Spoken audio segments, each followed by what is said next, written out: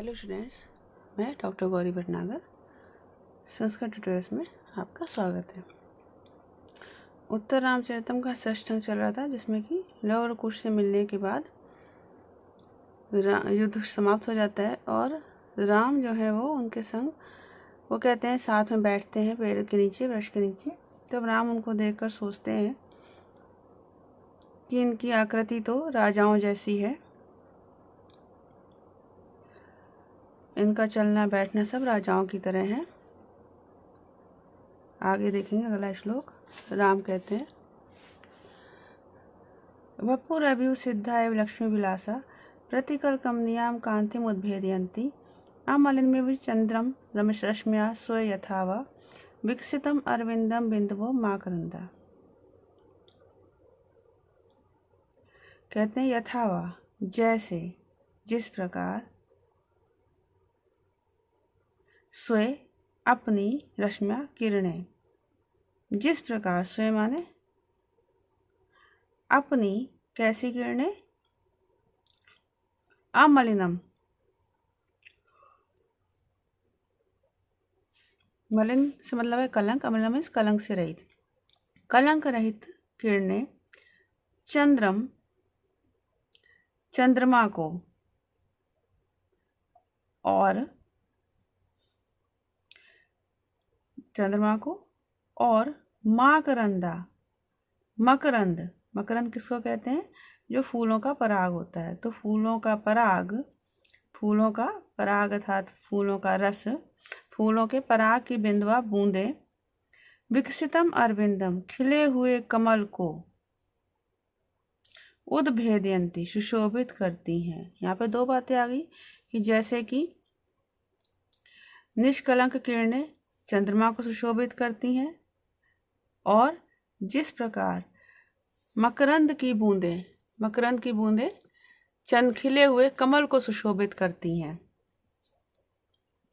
उसी प्रकार अयुत सिद्धा मीन्स स्वभाव से ही सिद्ध, अब इसे स्वभाव से ही सिद्ध, लक्ष्मी विलासा, शोभा के विलास, लक्ष्मी विलासा शोभा के विलास, वपु शरीर को,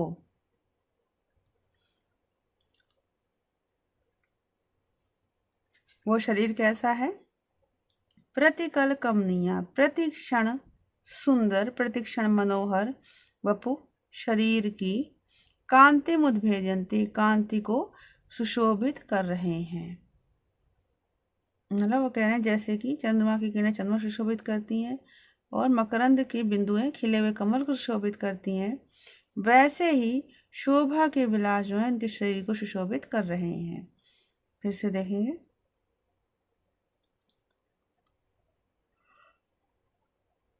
यथावा, जिस प्रकार, स्वयं अमलिनम रश्म्या चंद्रमेव, अपनी कलंक रहित किरणें चंद्रमा को, और माकरंदा पराग की बिंदुआ बूंदे, विकसितम अरविंदम, खिले हुए कमल को, उद्भेदयन्ति, सुशोभित करती हैं, वैसे ही अव्युत सिद्धा लक्ष्मी विलासा, स्वाभाविक रूप से सिद्ध में स्वभाव सिद्ध, लक्ष्मी विलासा शोभा के विलास, प्रतिकर कमनीय, प्रतिक्षण मनोहर, वपु शरीर को, किसके, इनके शरीर को, शरीर की कांति उद्भेदयन्ति, कांति को सुशोभित कर रहे हैं।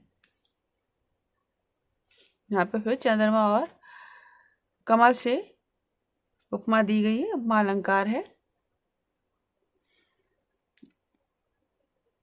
आगे कहते हैं राम, भूयिष्ठम च रघुकुल कुमारम अनयो पश्यामि, अनयो इन दोनों में, रघुकुल कुमारम, रघुवंश के कुमारों का, भूयिष्ठम पश्यामि, बहुत कुछ देख रहा हूँ, अर्थात रघुकुल के कुमारों के समान समानता देख रहा हूँ। कठोर पारावत कंठ में चिकम, वपुर वृष स्कंद सुबंधु अंश्यो, प्रसन्न सिंह स्तिमितम च दीक्षितम, ध्वनिश्च मांगल्य मृदंग मांसलम। अब ये कह रहे हैं कि यहाँ से लेंगे वृष स्कंध सुबंधु अंश्यो। वृष साढ़ के स्कंध कंधों के समान, सुबंधु अंश्यो सुंदर कंधों वाली। सुंदर कंधों वाले, यहाँ पे द्विवचन लग गया तो इनका, इन दोनों का, वपु शरीर, कठोर पारावत कंठ में चिकम, कठोर युवक पारावत कबूतर के कंठ में चिकम गले के समान, मेचकम नीला है। और दीक्षितम, यहाँ पे दीक्षित नहीं है, वीक्षित है। वीक्षितम दृष्टि प्रसन्न सिंह स्तिमितम, प्रसन्न सिंह के समान, स्तिमितम निश्चल है, दृढ़ है। निश्चल है मीन्स जो कि इधर उधर नहीं जा रही है, एक जगह पे स्थित है, स्तिमितम निश्चल है। ध्वनिचा और ध्वनि आवाज, मांगल्य मृदंग मासलम, मंगल सूचक मृदंग के समान, मृदंग की ध्वनि के समान, मासलम गंभीर है। ये सारी बातें कैसी है कि रघुवंश के कुमारों से मिल रही है। कौन कौन सी बातें मिल रही हैं कि उनके कंधे कैसे हैं, सांड के कंधे के समान है, सुंदर, और उनका गला कैसा है, कबूतर के गले के समान नीला है। मेचक मीन्स गहरा नीला रंग होता है, नीला है। और उनकी जो विकसित दृष्टि है वो प्रसन्न सिंह के समान निश्चल है। और जो उनकी आवाज है वो कैसी है, मृदंग की ध्वनि के समान गंभीर है। ये सारी बातें किसमें मिल रही हैं, जैसे कि रघुवंश के कुमार हों। यहाँ भी उपमा अलंकार है, इतने लोगों से उपमाएं दी हैं। फिर से देखेंगे, वृष स्कंध सुबंधु अंश्यो, वृष के सांड के कंधे के समान, सुंदर कंधों वाले, अंशों सुंदर कंधों वाले इन दोनों का वपु शरीर, कठोर पारावत कंठ में चिकम, युवक कबूतर के गले के समान नीले रंग का है। वीक्षितम चा और दृष्टि प्रसन्न सिंह स्तिमितम, प्रसन्न सिंह के समान निश्चल है। ध्वनिश्य और ध्वनि मांगल्य मृदंग मासलम, मंगलकारी मृदंग की ध्वनि के समान, मासल गंभीर है। अब निपुणम निरूपण ध्यान से देखकर कहते हैं, ना केवलम अस्मद वंश संवादिन अन्य आकृति, कहते अरे केवल आकृति ही नहीं बल्कि अस्मद वंश हमारे वंश के साथ, केवल आकृति ही अस्मद वंश संवाद हमारे वंश के साथ समानता नहीं रखती, बल्कि अपि जनक सुतायास तच्च तच्च अनुरूपम स्फुटम शिशु युग में नैपुणो नियम अस्ति, ननु पुनरिव तन्मे गोचरी भूतम अक्षरो अभिनव शतपतत्र श्रीमद अस्यम प्रियाया। कह रहे यह शिशु युग में, इन शिशु युग में दोनों बालकों में नैपुणो नियम, निपुणता से नियम अनुमान करने योग्य, तच्च उनकी अर्थात उन अंगों की, जनक सुताया अनुरूपम, जनक सुता जनक पुत्री सीता की समानता, स्फुटम अस्ति स्पष्ट है। मीन्स कह रहे हैं कि ना केवल इनकी आकृति ही समान नहीं है बल्कि इनके जो अंगों की शोभा है वो भी सीता के समान ही दिख रही है। ननु निश्चित रूप से अभिनव शतपतत्र श्रीमद, अभिनव नए नवीन, शतपत्र कमल के समान, श्रीमत शोभाशाली शोभायुक्त, शतपथ तत्प्रियाया उस प्रिया का, आस्यम वह प्रिया का मुख, पुनः फिर से, में अक्षरों मेरे आंखों में, गोचरी भूत इव मानो प्रकट सा हो गया है, स्पष्ट सा हो गया है। यहाँ भी उपमा अलंकार है, फिर से देखेंगे। यह शिशु युग में इन दोनों बालकों में नैपुण्यम निपुणता से उन्नम अनुमान करने योग्य, तच्च उन अंगों की, जनक सुताया अनुरूपम जनक सुता सीता की समानता, स्फुटम अस्ति स्पष्ट रूप से है। ननु निश्चित रूप से अभिनव शतत पतत्र श्रीमत नवीन कमल के समान शोभाशाली शोभायुक्त प्रिया का आश्रम मुख, प्रिया का मुख पुनः फिर से मैं अक्षरों मेरी आंखों में मेरे नेत्रों में गोचरी भूतम विमानो प्रकट सा हो गया है। मतलब इन बच्चों को देखकर मुझे फिर से प्रिया सीता सामने ही दिखाई दे रही है। कह रहे हैं शुक्ला छदंत छवि सुंदरियम सैवोष्ठ मुद्रा सा चाकर्ण पाशा नेत्रे पुनर्यद्यपि रक्त नीले तथापि स्वभाव गुणा साहेब। कहना शुक्लाक्ष दंत छवि सुंदरियम, शुक्लाक्ष शुक्ल में सफेद और अच्छ स्वच्छ, श्वेत और स्वच्छ दंत छवि दांतों की छवि से दांतों की कांति से सुंदर। इयम यह ओष्ठ मुद्रा साहेब, यह होठों की मुद्रा वही है था जो सीता की है वही है। साचा कर्णपाशा, कर्ण युगल भी वही है।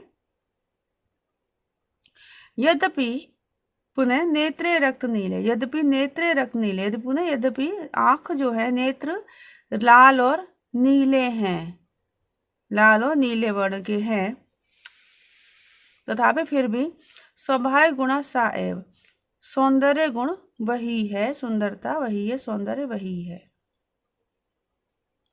फिर से देखेंगे मतलब सीता के समान ही समानता देख रहे हैं। शुक्ल अच्छ दंत छवि सुंदर, श्वेत और स्वच्छ दांतों की कांति से सुंदर। इयम औष्ठ मुद्रा साहेब, यह होठों की मुद्रा, होठों की आकृति वही है। सहजा कर्णपाशा, कर्ण युगल वही है, बीज जो सीता के हैं वही है। यद्यपि पुनः नेत्र रक्त नीले, यद्यपि आंखें नेत्र लाल और नीले वर्ण के हैं, तथापि स्वभाव गुणा साहेब, फिर भी सौंदर्य गुण वही है, सुंदरता वही है, सौंदर्य वही है। विचिंत विचार करके कहते हैं तद एतद प्राचेत साप अध्युषितम अरण्यम। फिर याद कर रहे हैं तद एतद, यह वही प्राचेत प्रचेतस पुत्र अर्थात वाल्मीकि का अध्युषित अरण्यम, वाल्मीकि ऋषि से निवास किया, वाल्मीकि ऋषि के द्वारा निवास किया गया वन है। यत्र किल देवी परित्यक्ता, जहाँ देवी को त्यागा गया था। इयम या अन्यो आकृति वयो अनुभावश्च, और अन्यो इन दोनों की, इयम यह आकृति अवस्था और प्रभाव भी है वही है। यद स्वतः प्रकाशानि अस्त्राणि इति च, और इन्हें स्वतः ही जम्भक अस्त्र भी प्रकट हुए हैं, स्वतः प्रकाशित हुए हैं। तत्रापि स्मरामि, इस संबंध में वहां भी मैं स्मरण कर रहा हूँ कि तदपि चित्र दर्शन प्रासंगिकम, कि चित्र दर्शन के समय पर अवसर पर की हुई शस्त्र अभ्यनुज्ञानम, शस्त्र की वह अनुमति, शस्त्र प्राप्ति की वह अनुज्ञानम अनुमति प्रबुद्धम स्यात्, प्रकट हो गई है। अर्थात जो मैंने उस समय शस्त्र प्राप्ति की अनुमति दी थी कि मेरे पुत्रों को जमरक अस्त्र प्राप्त हो, वह यहाँ पर प्रकट हो गई है बात। ना ही असांप्रदायिकानि अस्त्राणि पूर्वेशाकपि शुश्रूम, पूर्व जनों में भी असांप्रदायिकानि, बिना उपदेश के अस्त्रों की अस्त्र ना ही प्रकट नहीं हुए हैं, ऐसा सुषुम सुना जाता है, ऐसा सुनते हैं कि पूर्व जनों में भी, पूर्व पुरुषों में भी बिना उपदेश का, गुरु के उपदेश के बिना ये अस्त्र जो है वो प्रकट नहीं हुए, ऐसा हमने सुना है। अयम विस्मय संप्लव मान सुख दुख अतिशयो हृदय में विप्रलंबा, कर मेरे हृदय का वियोग सुख दुख अतिशय, सुख दुख के अधिकता को विस्मय संप्लवानम, विस्मय में आश्चर्य में डुबाने वाला हो गया है। मतलब मेरे हृदय का वियोग जैसा सुख दुख के उत्कर्ष से हो गया है, मुझे आश्चर्य हो गया है। यमो इति, ये जुड़वा भी है। च भूइष्ठम आत्म संवादा, इससे भी बहुत कुछ संगति बैठती है। जीव द्वय अपत्य चिन्हो ही देव्या गर्भिणी भाव आसीत, कहते देवी सीता का गर्भिणी भाव जीव द्वय अपत्य चिन्हो, दो संतानों के चिन्ह से युक्त था। मतलब देवी सीता का जो गर्भ संकेत था वो उसमें भी दो संतानों की उत्पत्ति चिन्हित थी। शास्त्रम अश्रुओं के साथ विचार कर रहे हैं। राम कोटि स्नेह परिचय विकासाद अधिगते रहो विश्रब्धाया अपि सहज लज्जा जदृशा, मैं वादो ज्ञाता करतल परामर्श कलिया द्विधा गर्भ ग्रंथि तदनु दिवसे कैर्पीते। कहते परिचय विकासात, परिचय के विकास का अधिकता के कारण स्नेह पराम कोटि अधिगते, स्नेह के पराम कोटि अत्यधिक उत्कर्ष को अधिगते प्राप्त हो जाने पर, अत्यधिक अधिकता को प्राप्त हो जाने पर, परिचय की अधिकता के कारण स्नेह भाव के अधिक उत्कर्ष को प्राप्त हो जाने पर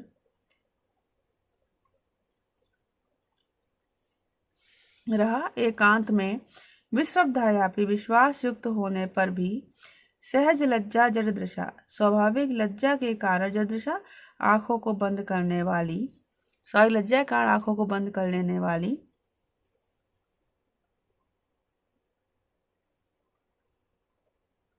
उस सीता के आदौ पहले करतल परामर्श करया, करतल हथेली के स्पर्श के कल्याण, हथेली के स्पर्श की चतुरता से मयेव मैंने ही द्विधा गर्भ ग्रंथि, 2 संतानों की गर्भ ग्रंथि को ज्यादा जान लिया था।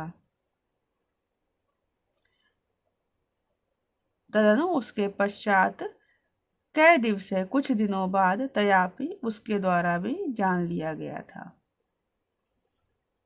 मतलब राम याद करके कह रहे हैं कि मैंने पहले ही पता कर लिया था, मुझे पहले ही पता चल गया था कि सीता की 2 संतानें हैं।